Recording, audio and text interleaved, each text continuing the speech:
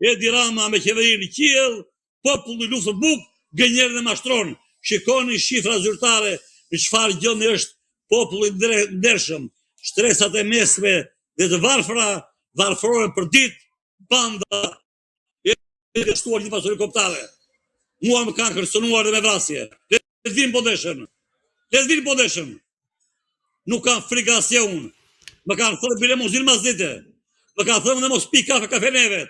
Sepse është mafia që ka eliminuar gjithmonë ata që duan atë dhe unë. Nuk kemi frikë. Bravo qoftë rinisë dhe ne do luftojmë bashkë me ta për çlimin e Shqipërisë në kjo tradhti kombëtare, të rikthejmë sovranitetin kombëtar, të përzojmë mafia në Sazani, mafia në Zvërnesi dhe kudo tjetër Izraelit vitet Edi Ramës që vate në u falë atje barkas në Izrael. Edi Rama nuk largohet do se nuk e në Beogradi, nuk e në Netanyahu, nuk e në Soros e Amerikës o tri. Sepse po të rëzote Edi Rama do i këtë gjitha këto tradhtira. Këto pasurit ka vjedhur ata. Problemi shumë i thellë. Prandaj ai zvarritet dhe bën presion nuk largohet. Kërkon një 972. Dhe do ta paguaj shumë keq. Zoti Limaj, a mendoni se Greqia është duke shfrytzuar këtë situatë në cilën gjendet aktualisht Shqipëria dhe si po e shfrytëzon nëse është duke shfrytzuar? Para 2 ditësh kryetari i Greqisë deklaroi se të gjithë shqiptarët me shtetësi greke që kanë marrur janë 200.000. Janë 200.000 shqiptarë që jetojnë në Greqi, që kanë marrë shtetësi greke nga hallet e mëdha ekonomike që krijoi Berisha dhe Rama dhe Berisha, të cilët ndryshuan emrat edhe fe, kupton apo jo? Të cilët i paguan Greqia dhe deklaroi të gjithë shqiptarët që janë minoritet në Greqi, që kanë shkuar të marrën pjesë protesta, qeveria greke do të paguaj ato ditë që kanë punët zyrtare. Pra, në qofse në vitin 1997, nga divizioni 8 i Këmbësorisë në Janin, 900 ushtarë me uniforma civile hynë në Shqipëri, dhe të nesme hyri zvëndës ministri me periodë dhe mua të mësu Shqileri, në 11 dhe ma se i shpegova kërcënimin për Shqipërinë, janë fotografitë e mëdha në krahun tim kolonel, që luftoja pa dhe unë tim se jeta ime ka qenë luftë jeta ime, bërë deklaratën tek Shqipëri për Otokin, ku përdor ajo rrugë. Tani përdor një rrugë tjetër më parë. Vinë nga Greqia, shqiptarët e vërtet, jo me atë qëllim, por i afrohet, por tani të rrëzojnë Edi Ramën. Pra, bashkimi asaj popullsie shqiptare që Greqi, me këtë revolt të madhe popullore për shpëtimin e dheut, nuk është shpëtim o dialog. Është marrë e hapësirave toksore dhe dretare që janë hequr Shqipërisë. Pra Shqipëria nuk është më 20.000 km2, dialog. Hiqe kilometra katror ka Sazani, hiqe zonet e tjere fare, pra nuk është më 20.000, janë heqë kilometrat. Pra është problem dorë, mbrojtjes territorit Shqipërisë. Këtu problemador. Ka më shqiptar, musliman, a kështu. Jetojnë në Greqi, janë Turqia, Amerikë. Këtu problemi po shpërbëhet Shqipëria, po merren hapësirat toksor dhe tarsaja.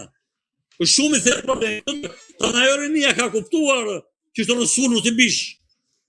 Natyrisht,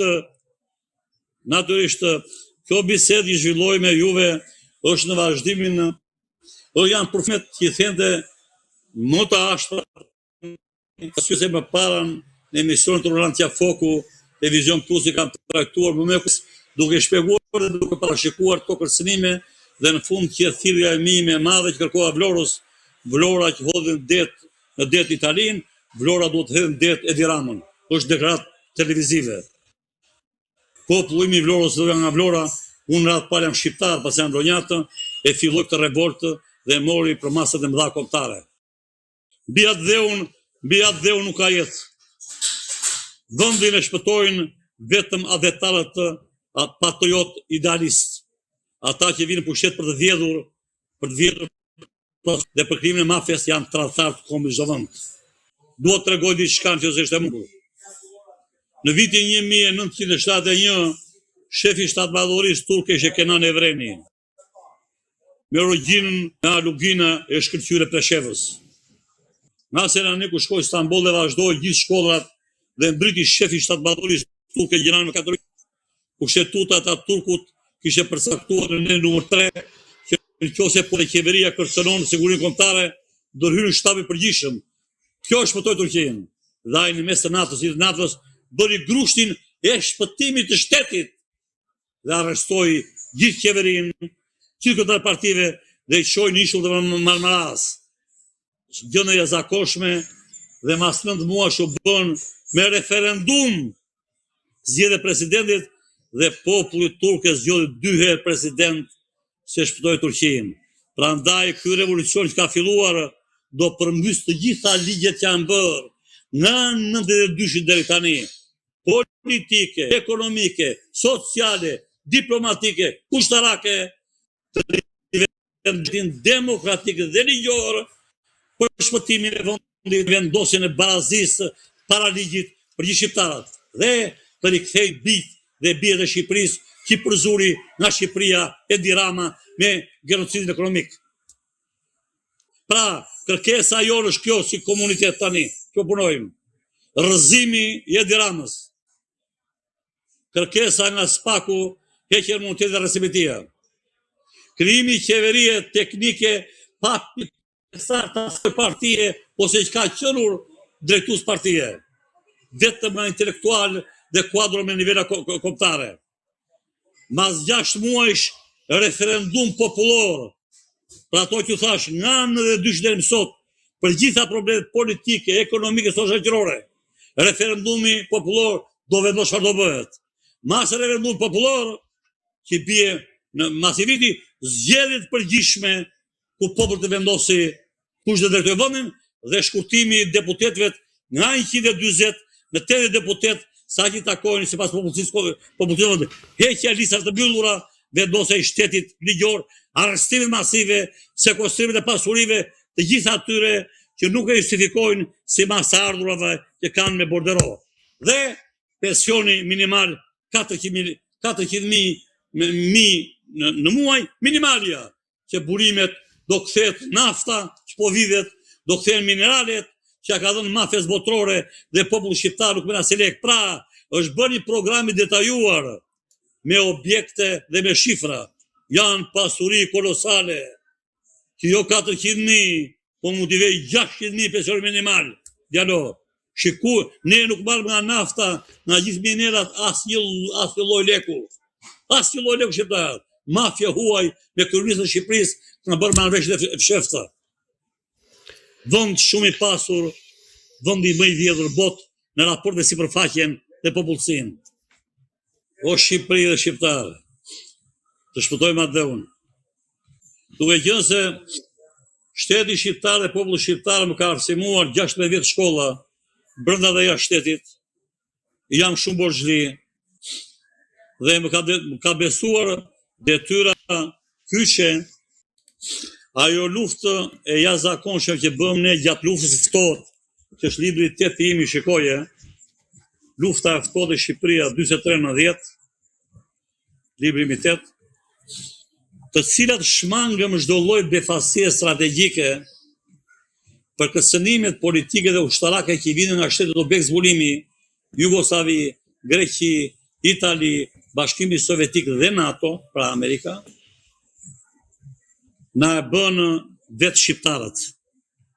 Pra, ato që nuk realizuan dot shtetet kërcënuese për pushimin e Shqipërisë u dha Rama.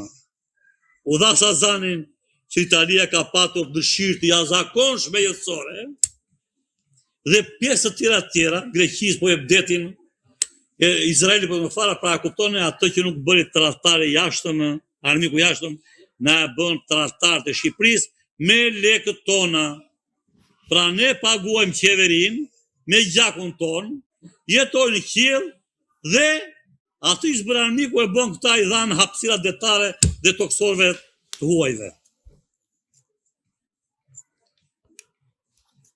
Armiku i brendshëm është më i rrezikshëm se armiku i jashtëm. E ka vërtetuar historia. Tani, të bësh analizë dhe komente të tilla duhet të jesh shumë studioz. Jo të kesh qenur. 9 librat e mia janë të gjitha në lidhje me sigurimin. Libri i parë ka qenur Bota shqiptare dhe sigurimi kombëtar, kur shkuta nga shteti dhe krijova Institutin e Politikave Sigurimit Kombëtar. Atë kishim lidhje shkrimtarëve që na e bodhi Berisha. Dhe këtë libër e drejtoi drejtori jon Agolli. Shikoni në librat e mia, është vetëm para thënie. Dhe drejtori Agolli në atë provim libri kush e hajka intelektuale tha, nuk e njihja nga afër, po ky kur largua nga detyra filloi të botonte në gazetën Panorama tema të integrimit të botës shqiptare. Më bëri shumë përshtypje konceptet që kishte. Nuk kërkonte integrimin e bashkinë e botës shqiptare me tanke dhe me avion, po kërkonte integrimin e botës shqiptare me politika strategjike, zhvillimit dhe bashkëpunimit ekonomik, politik, diplomatik dhe shkallë heqja kufive pa tanke. Dhe ky libri ngjan një valle me pazarpe, një vajzë poshtë kaput nga vallja, u prish gjithë vallja, shikoni atë botuar të Agolli. Dhe kanë vazhduar librat me rresht, të gjitha këto libra. Dhe libri Lufta e ftohtë e Shqipëria, Baftari Akademiku më i madh të Kosovës e vlerëson libër fjalë pak dhe antologjia e vërtet e historisë të Shqipërisë, sepse është e mbështetur vetëm dokumente arshivore dhe jam aktor nga viti 72 i kësaj lufte të ftohtë. Ashtu siç jam një nga kryesorët në rrugtimin e integrimit formal të NATO-s, që të jesh antar i NATO-s duhet të jesh shtet demokratiko ligjor dhe të kesh ushtri. Ne jemi as demokratiko ligjor dhe nuk kemi as një avion dhe as një tak ushtarak. To i shpjegoj shkencërisht në libra. Zoti Lima, ju falenderoj që ishit në Agora News. Ju falenderoj shumë juve dhe puna që bëni juve është punë e madhe për të informuar popullin shqiptar për të vërtetat dramatike që kalon. Të dashur shikues, bashkë do shihemi në intervista të tjera, por mos harroni të bëni subscribe në kanalin tonë në YouTube.